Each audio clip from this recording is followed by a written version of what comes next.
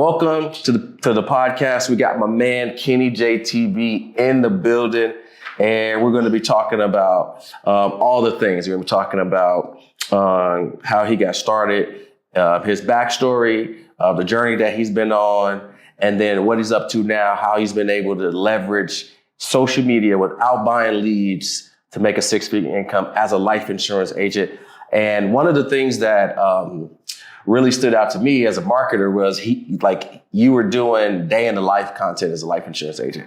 And that was like, if you type that in, it's you and one other young lady that ranks at the top for that video. And I thought that was awesome. So that's how I came across you. And I just been following you for a while, and to entrepreneurs out there too, never giving up, right? Play the long game. This podcast, even the second one, which is how bad I wanted to do this, it's been a year in the making. And finally, things lined up. And shout out to Sherry Summers Bell, my girl, for having a conversation with you. And so now is just the perfect time. So without further ado, I've been on this mission to explain to life insurance agents now more than ever. The FCC has kind of come down on some stuff about leads. We're coming up on the 1st of March. So all the old ways of doing things are kind of going away. So what does that mean? Well, Alex Branding made a post that said $600 million are going to be going from lead vendors into more advertising online. So the competition is going to go up, and people are going to be using things that used to work 2 years ago. So what's the way for life insurance agents to stand out? They need to have a personal brand, right? They need to have a social presence. So it would be smart to have somebody on, none other than my man Kenny J, who has an amazing personal brand, and this is how he's able to generate leads and clients for his business. Kenny J, welcome to the podcast. Thank you for having me. I'm honored to be here. For sure. Well, yeah, man, let's dive back in, man. I know we kind of went through this before, but take me back to the beginning. Like, how did you even come on this journey of being a life insurance agent in the first place? Yeah, so originally I was with Enterprise Rent-A-Car, like their management trainee program, straight out of college, just all the hope in the world. They sold me this great dream, and I was there for about 2 years. COVID happened. I could tell they didn't value their employees because we were still coming into the office. We were, facing consumers, and it was kind of dangerous in my opinion. It was COVID. We didn't know what was going on. So eventually they gave people the option to either go home or stay. And that was like my ticket out. I knew once I left, I would never come back. So I was out of work for about 10 weeks, and it was such a freeing feeling. And I know I wanted to do something that I was actually able to help and educate people, and insurance kept coming up, and something that I could do remotely, something I didn't have to go into an office every day and help people with. So I kept researching, and insurance just kept coming up. I went on social media platforms to look at, what insurance agents were doing, and it wasn't a lot of them up there. So then I decided, when I do get my license, I'm going to record the journey of me being a licensed life insurance agent. And the rest is history. Yeah, for sure. So walk me through those, the first 90 days of being a life insurance agent. How did that go for you? So I started at State Farm. I was there for about 4 or 5 months because before I opened my own, a lot of people don't know that State Farm is one of the top life insurance agents or life insurance companies in the country. And I've done my research and I verified that. I'm like, wow, I did not know that. So I wanted to go somewhere where, the companies were performing well. And I wanted to learn how to and how to not run an agency. And it was very difficult at first, just trying to get into the swing of things, having a lack of training. But then I realized that, in the life insurance game, it is a people and relationship building business. And once I learned that, I kind of just took off with the life insurance. So the first 3 months was a lot of trial and error, but I spent a lot of time just educating myself on the products, because you can't be a great salesperson, a great educator, if you don't even know what you're selling or representing. Yeah, for sure. And so, what was the strategy? How were you able to start to get clients? What were you doing? So social media. So when I first went to State Farm, I made a post on LinkedIn saying, I'm going to State Farm, and it got over 300,000 hits. I still don't even understand why to this day it got so many hits, but I was realizing that a lot of people were reaching out to the State Farm office because of my post. And that's when I realized how powerful social media was. Right. Okay, I don't know if you can hear me. So that's how I realized how powerful social media was. So I realized I'm not going to stay here for a year and a half. I'm going to stay here for 5 months. learn the necessities I need to run an agency, and then get out. So once I left there, January 2nd of 2021, I started my agency and I just blasted it on social media. And from there, people just were very receptive. People were reaching out and wanting quotes. So from the beginning, I always had people reaching out because even when I was at State Farm, I wasn't marketing myself as a State Farm team member. I was marketing myself as Kenny, the insurance agent. So no matter where I went, they would follow the brand. So I'm curious because there's a lot of life insurance agents that are like, no, man, I just need to buy leads or I can use my company. They've been around 100 years. Like, where did you even have the consciousness or the wherewithal to realize that you're a business inside a business and to do this branding thing? Because when you do branding, sometimes like you're not going to make the sale that day, right? Or you're not going to get the lead that day. So it's kind of a long game, right? So where did that premise come from, and an idea that you needed to build your own personal brand in addition to that? So you introduced them to Kenny, the insurance agent first, and then they get introduced to State Farm or what other company that you're with. Because when I was at State Farm, they were buying leads and I saw like the conversion rate, at least my conversion rate was very low because I wasn't able to really build rapport with these people. They were price shopping. They wanted the cheapest coverage possible. Then they were canceling 2 to 3 months later. So I knew in my business, I wanted to do just good business for the long game and people that would stay with me from year to year. So that's when I realized I needed to take another approach. And social media, I had a good following on social media from people following me from YouTube and on Instagram. So why not start with them? Start with people that were in my warm market, start with people that already knew who I was and my integrity, and then go from there. Yeah, and it makes so much sense to me because I came from the financial advisor side of it, and a lot of the business that we did was from warm market referrals, word of mouth type scenario. And I'm thinking, well, there's 8 billion people on the planet right now, 2 billion daily active users on social media. So a quarter of the human race is on this platform. Well, if I'm having a one-to-one conversation, what about if I had that conversation ahead of time, right? And then people decided if they wanted to work with me and made up their mind before they actually hopped on a call with me. And then social media has everybody on it. So it's word of mouth on steroids. I don't need to figure out who to show this to. I just need to have the right thing to say and social media will figure it out. I'm like, well, this is a no-brainer. So I can use leverage, right? Most insurance agents are jumping from IMO to IMO, lead vendor to lead vendor, source to source. And it's like, you need to be the source. You need to introduce them to you. They need to know your story, your background, what it is that you do and your expertise. And I feel like a lot of insurance agents are struggling because not enough people know who they are and what they actually do. I can tell you so many times people are like, oh, I didn't even know you sold insurance, right? It's like, well, no wonder nobody's buying from you because they didn't even know. Exactly. And that's so true with like social media and just getting out there, because when people reach out to me, they already know my story. They know that I've been selling insurance. They know that I'm knowledgeable because of the content that I put out. So now it's more so what product is best for you and closing the deal, opposed to me having to, sell my brand, sell who I am as an agent. You already know all that. And that's why I just work off of people reaching out from social media and referral partners, because I don't want to ever have to cold call people and try to convince you who I am. And I was telling someone the other day, it's very helpful. I have over 180 videos on YouTube about insurance. So if you have any questions or want to question my brain, go up there and just see all this quality content that I've been posting consistently since 2020. So, yeah. And there's a saying in the online space that for every hour that somebody consumes of your content is worth $1,000. So if you have all of these assets online and they handle the many misconceptions that you have in a one-to-one setting about what you do or the product that you serve, if you're able to handle objections ahead of time that you get on calls, which is the best one, it's like you get on a call and you have these objections. That's a great video to create. And then you pretty much pre-sell them on the mechanism of the vehicle that you have by showing them the 5 benefits of what the wealthy use in order to transfer wealth and like all these things. When you kind of package that way, right? When you hop on a call, most people don't have these 3 things. They should be sold on you and your story. They should already know a little bit of your story. They should be sold on the track record and your expertise, and they should already be sold on the mechanism.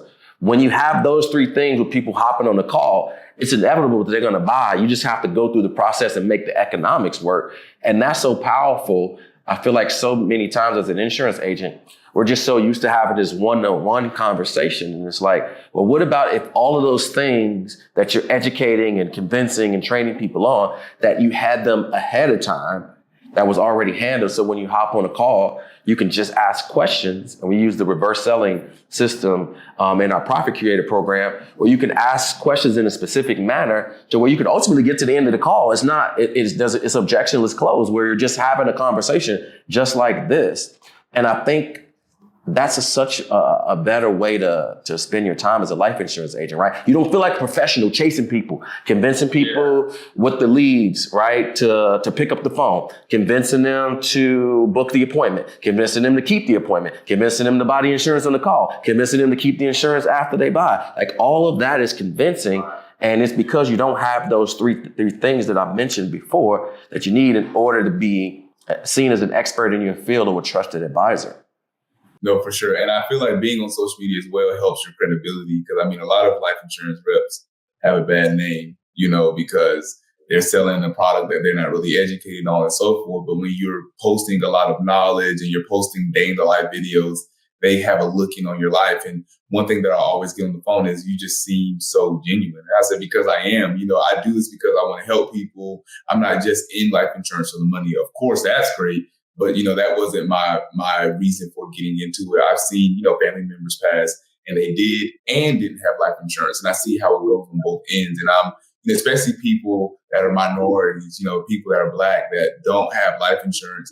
It's definitely my passion, just educating them on it. And I always tell people, I'm not a salesman, I'm an educator. And I put all the information in front of your face and let you decide and make an educated decision on if you need or if you don't need life insurance. 9 times out of 10, they're like, yeah, I'm gonna go ahead and go with it. But when you're not pushing it on them and just telling them, this is the information, this is your life, they go ahead and go with life insurance. Yeah. And I'm glad you said that, because there's a couple things in there. So one, speaking from a Black person also, like knocking on doors 7, 8 o'clock at night in certain areas. I live in Tennessee and this is open carry state. So there ain't none of that kind of going on, just showing up, knocking on somebody's door 7, 8 o'clock at night, putting myself at risk for a misunderstanding of whatever. So I'm like, okay, that's not an efficient way for me to do things. But mostly content can get me in places and get me in front of people that physically I can't get to. But then also it's leverage. You can create one video, and even if it only got 100 views, which you'd be like, oh, that didn't do anything. How long would it take for you to make 100, to reach, not dial 100, actually talk to 100 people for a life insurance agent? You can have one video that you create one time that can reach 100 people. What about 1,000? What about 10,000? And so having those assets is important. But then the next thing is I've been studying Daniel Priestley lately, and he has this book called The Key Person of Influence. Shout out to Myron Golden. He told me about this book. And in this book, he talks about income follows assets, which got me to thinking. And I was like, okay, well, that makes sense, because the wealthiest people in this world have either the most assets or they have the best ones, right? The richest people do, like with the tech companies, they got the best asset where a quarter of the human race is, or they have the most real estate, or they have the most businesses, or Warren Buffett. He owns the top companies in the world. He has the best and the most of them. So I'm like, okay, well, content is an asset. It's an attention and information asset. So I'm like, well, I can create those, and now I have an asset. So if I create enough of those, like now I have assets that's leveraged.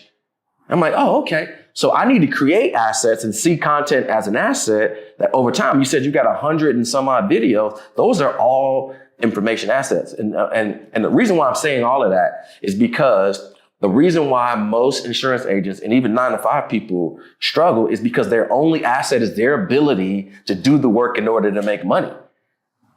So if you only have one asset, which is you, that's why you struggle financially for the most part. You need to create assets. And if income follows assets, then you need to create some information assets. That's true. Yeah. And even like going, working for myself and getting into the life insurance space, it definitely showed me that, like, working a 9 to 5, working in corporate was definitely trading my time for money. And it's like, insurance definitely afforded me a life where I don't have to trade my time for money. Of course, you put in a lot of hours, especially as an entrepreneur, especially as like a coach and things like that. But it's things that I enjoy doing. You know what I mean? If I need to take off a day, I can. I don't have to ask anybody as an adult, can I take a 30-minute lunch, or can I be off because I need to go to the doctor? And that's such like a freeing feeling, as an entrepreneur, for sure. Yeah, for sure. And now as I'm thinking through, like, talking about the social media thing, like a lot of like the doors that have been opened and IMOs have been built off of YouTube and a personal brand. 95% of my clients, actually, they came through that one IMO, that it was one personal brand and a YouTube channel of podcasts talking about interviewing the agents that have had success. So if you can build an army of 15,000 people to build up an IMO, your business inside a business, your business should have some type of a social presence. And so now with the clients that we work with now, we do teach paid ads, but we also teach you how to use social media organically with the social funnel to turn your Instagram into a cash machine, a cash flow for you. Because again, you do need to have a social presence. If I'm looking to reach out to somebody, one of the first things they're going to do is Google you. Well, what links are going to pop up? It'd be nice if your Instagram was at the top and they went through and they saw, oh, Kennedy life insurance agent. Oh, well, let me see what he's talking about, what he's helping with. People are making up their mind whether they want to work with you. And it's because of that personal brand that you have created that they see you differently as just Mr. Insurance Agent, right? Which is so important. And now more than ever that we're having this transition with the FCC, I'm really hammering this home. We're in the personal brand stage right now. Like, in order to stand out, you need to have a personal brand or you're going to look like every other agent. Exactly. Man, it's so true. And I'm glad that I went the way of the personal brand and instead of having to buy leads. Because I never want to sit on the phone all day and just dial people and being hung up on. I could have worked at a call center for that. You know what I mean? So just, building that personal brand is so important. It'll take you so far. You'll be in rooms you never thought you'd be in. And I've, been around other insurance agents that came up to me in public, like, oh, I watched your videos, had no idea who they were. But if I had no social presence, they wouldn't know who I was. And when I coach agents and they ask me, do I need to have a social media? I said, do you need to? No. I mean, but name one big $1 million or $1 billion brand that does not have a social media presence. And when you can name that for me, then I'll say you don't need it.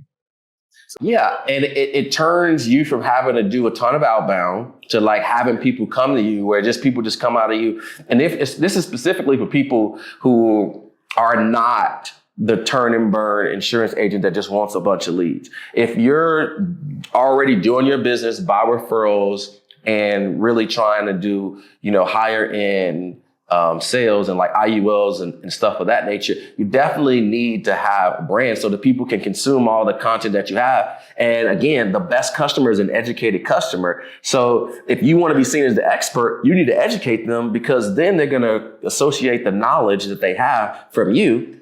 And when they decide, oh, I actually want to take a step towards seeing if I can get this, guess where they're going to go to? They're going to come to you and they're going to say, you already know, right? If somebody says they watched all your stuff, it's a pretty good chance they're going to become a client, right? Yeah. And I love it, man. It's like they either call and say that or they call for coaching. And it's just like, I don't even have to sell them on anything. They're like, yeah, I want to sign up. I've been watching your videos for the last 2 years. And they'll pretty much tell me my story. And I always tell people buy from other people that they know, like, and trust. And, I always tell people when you're on social media, don't just post about insurance. Post different sides of you because you're not just an insurance agent. You're not just an insurance professional. You have a life. So I post when I travel. I post when I'm out with friends because I want to be relatable. I just don't want to be seen as I just post about insurance and go to sleep because that's not realistic. I'm not Jake from State Farm. I'm not Flo from Progressive. I'm a human being and I want people to see those different sides of me. Yeah, for sure. And that totally makes sense, man. And so let's talk through how you got to 6 figures using social media. Let's walk through some of that because people maybe watch it just like, oh, I'm not a social media person posting. And it's like, there's two sides to being on social media. There's a consumer, right? And then there's a creator, right? And so you have to treat this social media thing as a part of your business, right? So how has social media impacted your business directly to make you six figures? Definitely with referral partners. I partner with a lot of really strong, like real estate agents, lenders, and just different people, funeral homes and spaces. And most of them found me directly on social media, as well as when I first started, I had a ton of people reaching out in my warm market about life insurance once they saw what I was doing. And I consistently get, new people following me every day asking about life insurance. I get DMs every day, either about coaching or either about sales. And I think that's just been the biggest thing, is just connecting with the people.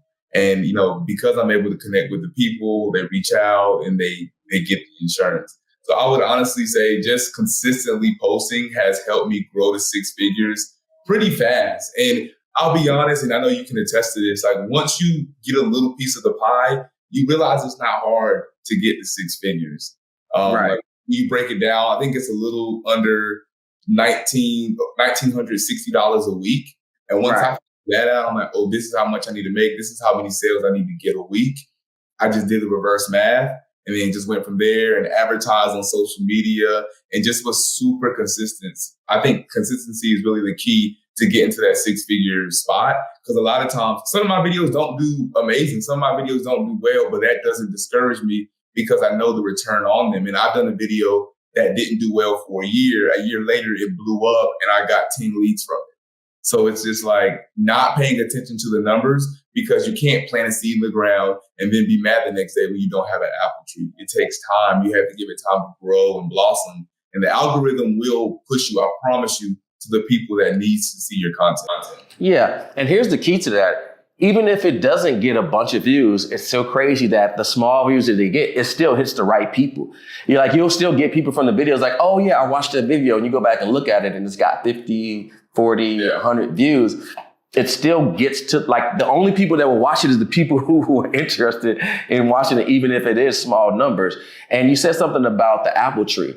And that's pretty much what we're doing, is we're planting seeds. And what the planting part, which is like, I'm a nerd about the science part of the science side of stuff, is it's reciprocity.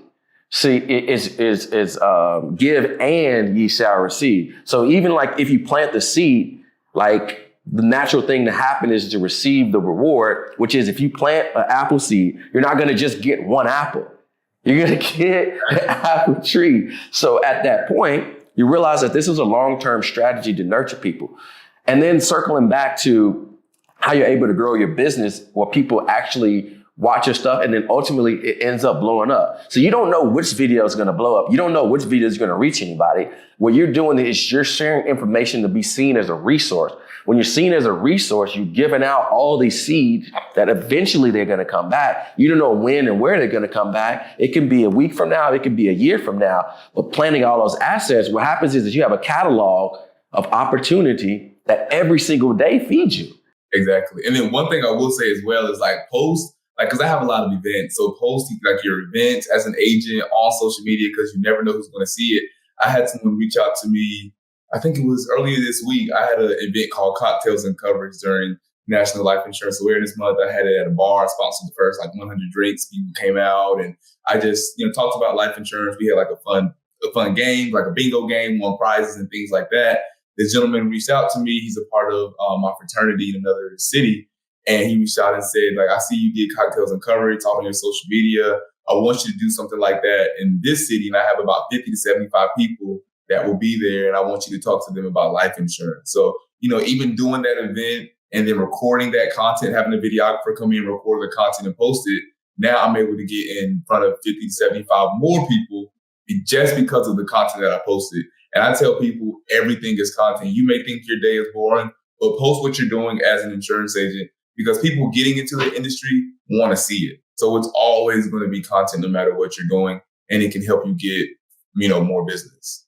Yeah, for sure. And to that point, right? People are just interested. They want to see what you're doing. And so you want to, if you're just posting all information, right? Like that doesn't help. You have to be seen as a normal person.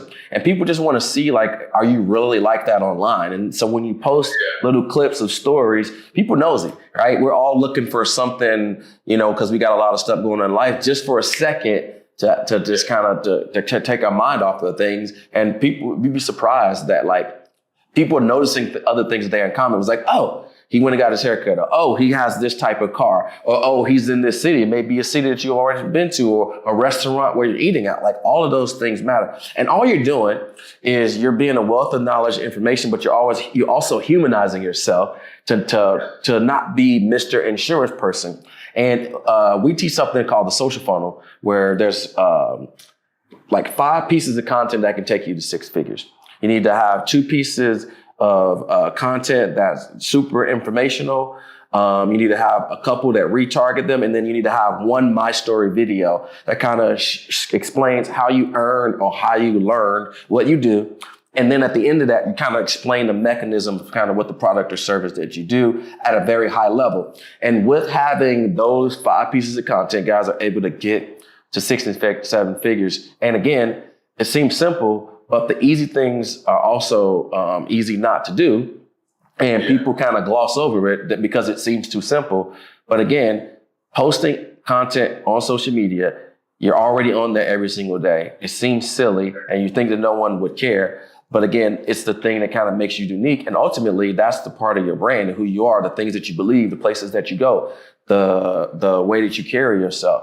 So in closing, if there's a new insurance agent out there that's kind of like, well, I'm not big on social media, but I'm interested from having this conversation, where can they go to get inspiration from some of your content? And then ultimately, what piece of advice would you give somebody that kind of wants to get to 6 to 7 figures using social media, using the strategies that you're using? What would you say to them to kind of just get them started? So to get them started, just do it. I mean, I feel like so many people just overthink, well, I don't look great. Like, shut up and just do it. That's honestly probably the best advice I got, was just get out there and do it. You get out what you put into anything in life.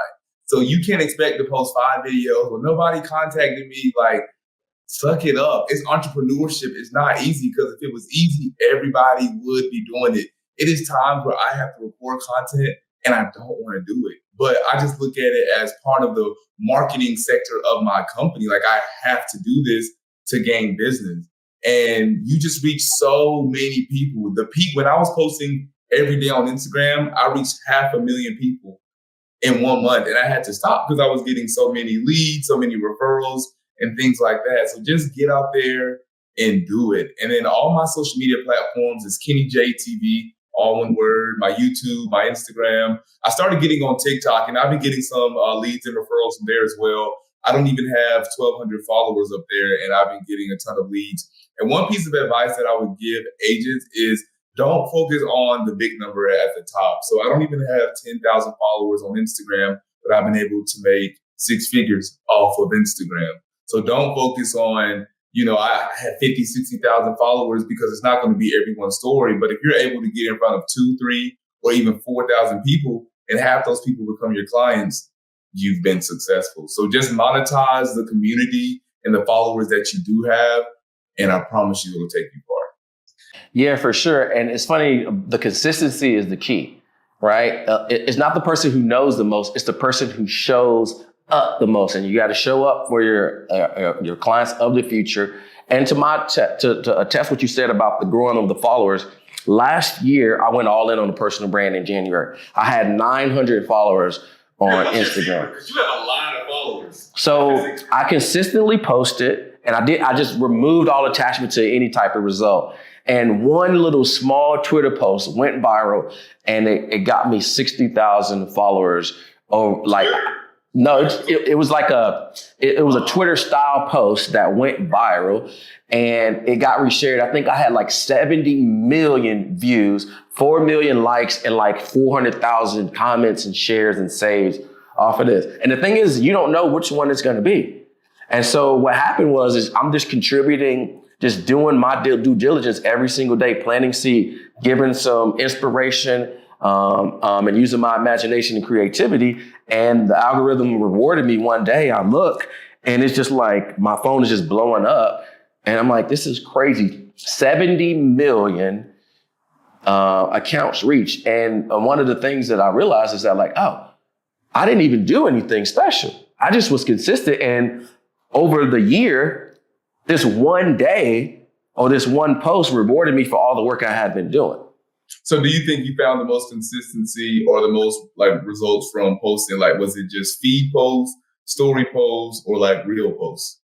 Man, it was really just like, it wasn't like all right, I need to post this post and I need to post that. It was just being consistent and like sharing my thoughts, like the true stuff, right? Like a brain dump type thing. That's what really went viral. It wasn't even like something that I had sketched out or like, all right, I need to shoot a video today. It was really just me genuinely just like saying something like, I don't know who needs to hear this, but here it is. Wow, that's amazing. Yeah, which is unique. So again, you never know also, but the thing is nowadays we're searching for authenticity. All the information that we need, all the presence and the facade that we have, we're longing for authenticity and connection now, especially coming out of the 2020 era. And so we're searching for that. We're looking for people that we can see, oh, this person is genuine, they care, and they're actually trying to help. And those things right there is what's going to take you to the top. So for life insurance agents, definitely focusing on a personal brand is going to help you. It's going to help you with more clients, help you with retention, helping you grow in your agency. And ultimately, it's a means to an end to ultimately get off the hamster wheel to buying leads. So, Kenny, man, great to have you on. I'm glad we got this one recorded this time, so I'm excited about it. We'll get this one posted. It's going to be awesome. But again, man, thank you so much. It's been a year in the making, and this is the second version of this, so this one really means a lot. Again, thank you so much for hopping on, brother. I'll see you soon. Yes, sir. Have a good one.